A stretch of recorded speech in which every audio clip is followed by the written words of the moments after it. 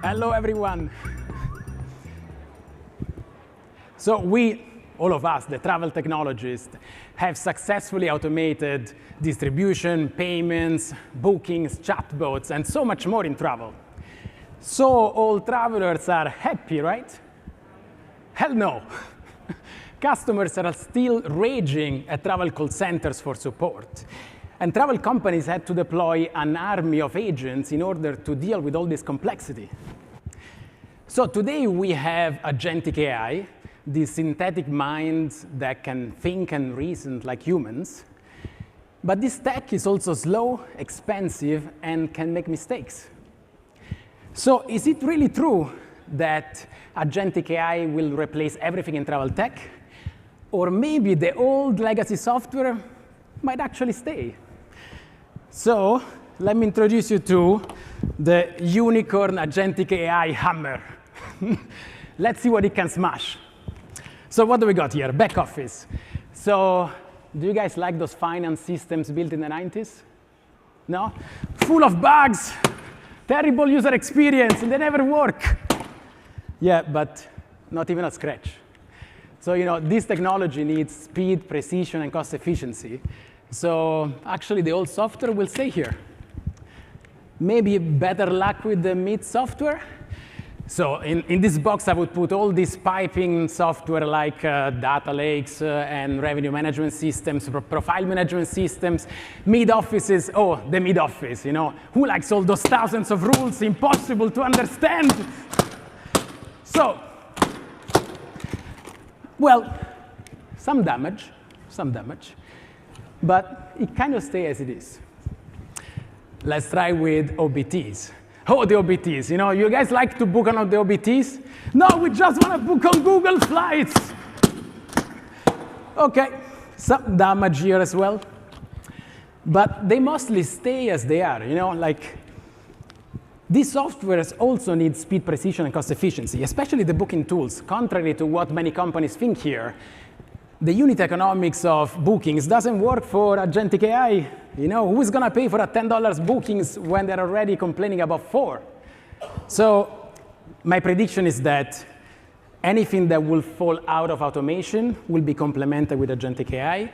Maybe some luxury complex bookings will be complemented with agentic AI. So these systems will evolve into a hybrid agentic system. What do we got here? Post-bookings. Post-bookings. Aren't you all getting a little anxiety thinking to changing your flight tomorrow? Huh? Changes, cancellations, disruptions, schedule changes. This is the nightmare of today's travel. It is. This is why travel companies had to deploy $200 billion a year in order to deal with all this crazy complexity. And now human capital is scarce. Agents are retiring faster than we can train new ones. The complexity is soaring with NDC. Handling time grew by 20–30%. So guys, this is the ultra-complex, multi-billion-dollar opportunity where the fluffy unicorn agentic AI is going to shine. So this is where we started with Acai. We have built 3 AI agents for TMCs, OTAs, and airlines. First, an AI supervisor, which routes, escalates, and monitors everything coming into the call center. Then we have built an AI front office agent, which talks naturally and empathetically with the travelers. Then last, the best one, we have built an AI back office agent. This is a crazy expert into disruptions, understanding airline policies, schedule changes, cancellation exchanges, fighting ADMs, and so much more.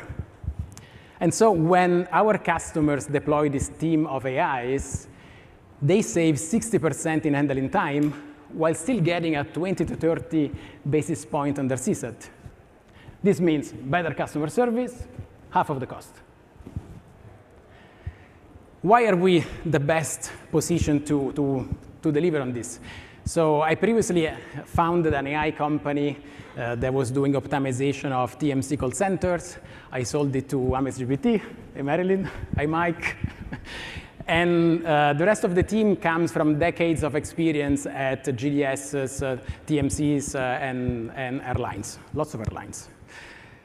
But let the numbers speak for themselves. So after raising our seed, this year we grew 50% a quarter. And the last 2 months, 50% a month, we just reached the $2 million ARR mark. And we have a sales cycle of less than 3 months and an acquisition cost of less than 10K. Not too bad, like Djokovic says. A lot of companies are talking about this technology, but we actually have it live with some very big customers since the beginning of the year. So this opportunity here,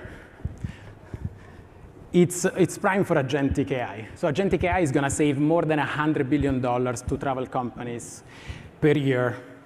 And this is a $20 billion opportunity for all the AI providers that are going to help with that. It's a pretty big pie. So we're taking our slice super quickly, but there is still a lot of space for you, Susanna, Amir, Joe, Marilyn, everybody else. So we want to build all the future of travel tech with you guys. Imagine all these agents talking to each other to solve problems at scale. Imagine them solving every problem across the travel distribution chains. So now every time you need to change a flight, it's just going to work in a minute, not 1 hour, 100% of the time. Let's build the future of travel tech together. Thank you, Ricky. Well done. Thank you. All right, audience, what do we think? Oh, thank you. I think guys. all green. I think all green. Focus group. Mike. Mike. Well, no. First off, you get an A+ for creativity. I think it's great. No, it's interesting business model, but again, looking out, I'm trying to think of like 3-4 years from now, is everybody going to basically develop a lot of these same capabilities? Where do you think the differentiation is going to come from? Differentiation, yeah. Well, so first of all, I would map monodimensionally all the different players that are doing this. So we have all the generic AI, Salesforce, Microsoft. They pitch to airlines and OTAs that they will solve their call center problems, but they don't understand travel. It's not going to happen. Then a little bit closer, we have all the omni-channel AIs. I would say Sprinklr, Zendesk AI. Right. So they will solve some of the front office problems, but they do not understand at all the back office problems. So the back office of travel. Okay. So also there, we see customers coming to us because they Sprinklr and all the other guys fail on that. And then there are all the AI providers, the travel AI providers, very specialized in travel.